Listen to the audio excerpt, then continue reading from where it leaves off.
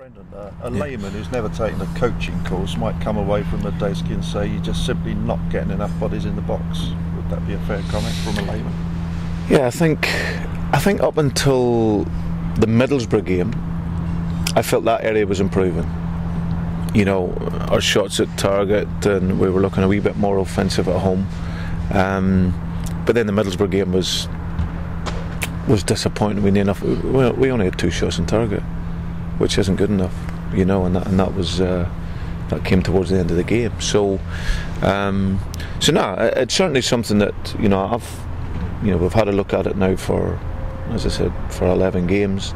You know, I feel we need to change it a little bit in terms of how we are at home, because we need to end this record and obviously make it a place that is difficult for teams to come and win, and obviously give us every chance to score. So I'm one of those areas for sure, is getting people into the box. You know, people have talked about 1 up front, 2 up front. You know, it's really about the players. The system I always think is irrelevant. You know, I don't want to go too much into the tactical element of it, but you know, when you play with 1 up front, people talk about 1 up front. It's actually not. It's 3 up front. You know, you've got 1 and two wide strikers. You know, when you play with 2 front players, then it's a straight line. You know, so but certainly at home, we would need to be. We would just need to be a wee bit more clinical, and that part of that is, as you say, getting people in the box and taking shots when the opportunities come. I mean, arguably the 2 wide strikers, when they get the ball in, there's just one for them to get the ball to. Well, you're looking at midfield players then getting in the box. Okay, talking about goals, Leroy upped his game against you. Are you expecting Simon Cox, if he plays, to do the same? No, well, I know Simon well anyway, so I know that every game he ever plays, he always gives 100%. Now Leroy took his goal very well against us, and that's always, a motivation for. It was like Gregor Raziak, I'd done the same thing, and he played against Watford, I stick him in and he scores a goal.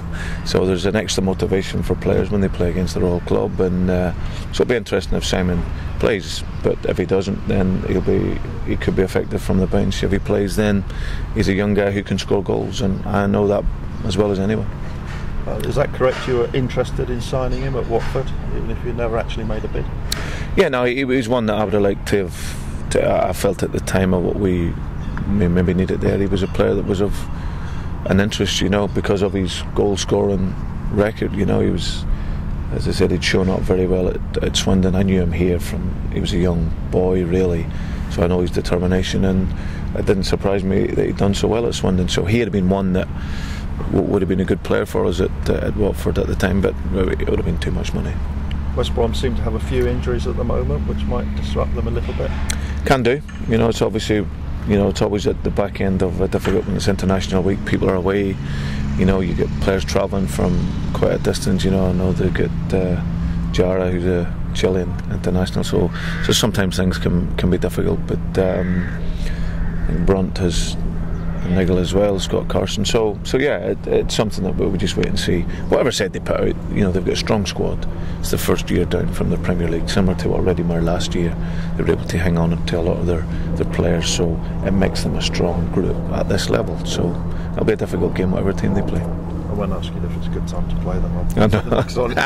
I know. Reading players back from international duty, do you know yet? Yeah. Everybody safe? Yeah, well, as far as I'm aware, that's obviously the idea of training in the afternoon after the international breaks. There's only Simon Church. Simon doesn't actually arrive here till tomorrow.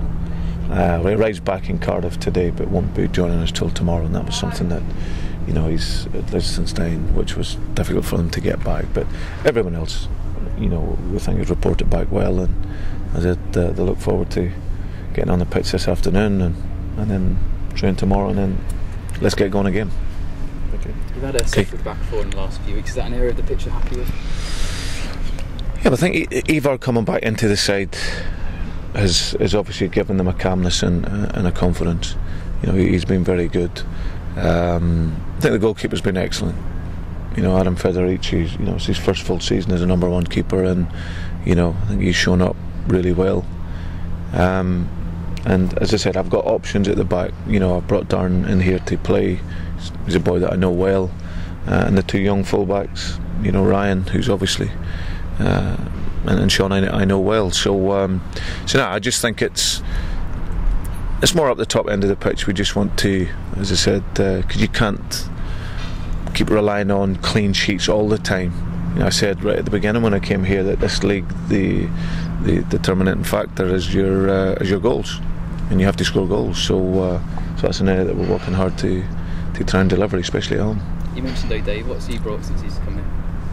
Well, he's got a real good mentality. He's a good lad. You know, he lives his life to be a football player, and he's strong and aggressive. Plus, he can play in a couple of positions. You know, he's also played at left back, and that's, you know, again the type of player that I like at times. It's multifunctional, you know, so he can cover other positions.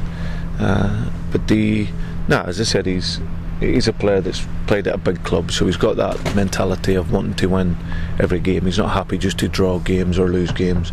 He wants to win every single game. So as I said, he's slotted in really well. And there's signs of a solid partnership between him and Eva. Is it developing well? Yeah, well, it's something that obviously Darren's only here to January anyway.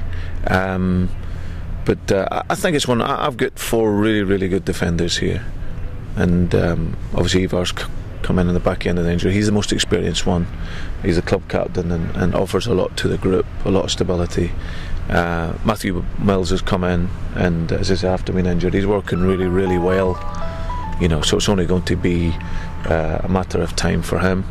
As I said, he's a top young player, and obviously I've got Alex Pearce, who, as I said, who's one certainly for the future here, and you know, comes in and works well. So I think we'll just, as I said, whatever combination I play will be strong. Is there any chance you can keep Darren for the rest of the season, or is he definitely going back in January? It's something I haven't looked at, to be honest. You know, the idea was that he needed to get some games, so he came out. Obviously I've been speaking to the people at Celtic, and as I said, it's something that we'll look at closer to the time. You know, I know that, you know, if he doesn't stay, as I said, we've got real good players here, so there's no problem.